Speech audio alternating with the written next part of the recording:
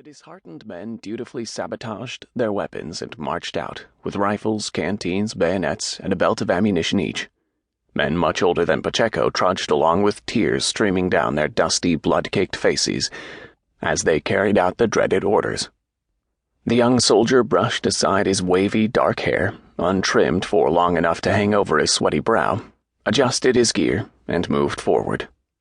He was armed with only a rusting 1903 model .30-06 caliber Springfield bolt-action rifle, but he still had his pride. Somehow, some way, he intended to carry on the fight.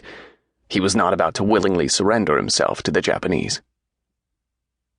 Pacheco's 200th Coast Artillery Unit had been the first to fire on the Japanese warplanes that swept over Manila on December 8, 1941. 7 hours earlier, December 7th, Hawaii time, Japanese carrier aircraft had unleashed a devastating surprise assault on the United States Pacific Fleet at Pearl Harbor. With the capture of the Philippines critical to Japan's effort to control the Southwest Pacific, their planes attacked within hours the main aviation bases on Manila and the headquarters of the United States Asiatic Fleet at Cavite. In only a single day, Japan gained air superiority over the Philippines and forced the surviving ships of the U.S. fleet to withdraw from Cavite. Tens of thousands of American military personnel were left stranded on the ground in and around Manila, the Philippine capital. Pacheco's 200th Coast Artillery, the only American anti-aircraft unit on Luzon, had been assigned to protect nearly 3 dozen B-17 bombers on Clark Field, with their single battery of 50 caliber machine guns, 21 37mm guns, and a dozen 3-inch anti-aircraft guns. Prior to that day, Pacheco's unit had never actually fired a live round of ammunition in the islands.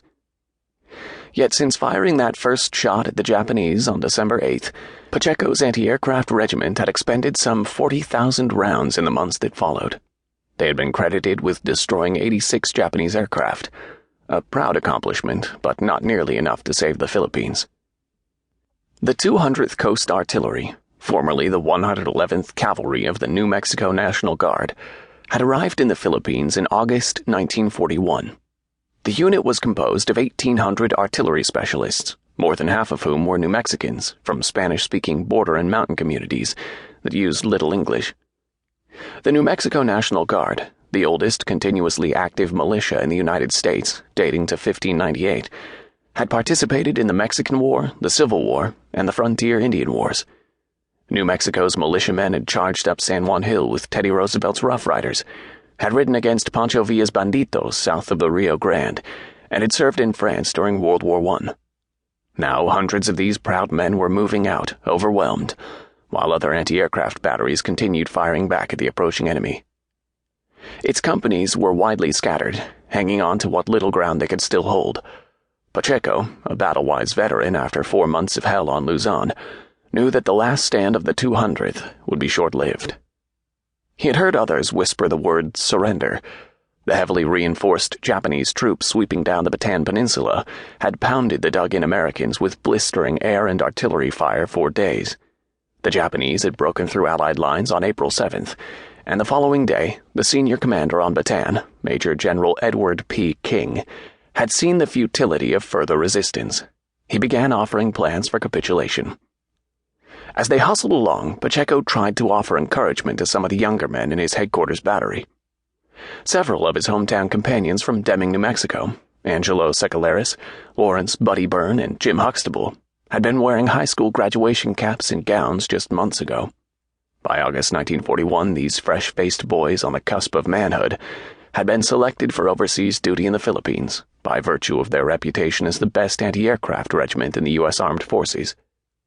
Now, they were starving, grimy, and haggard, clothed in tatters, and facing a defeat the likes of which no modern American unit had been forced to reckon with.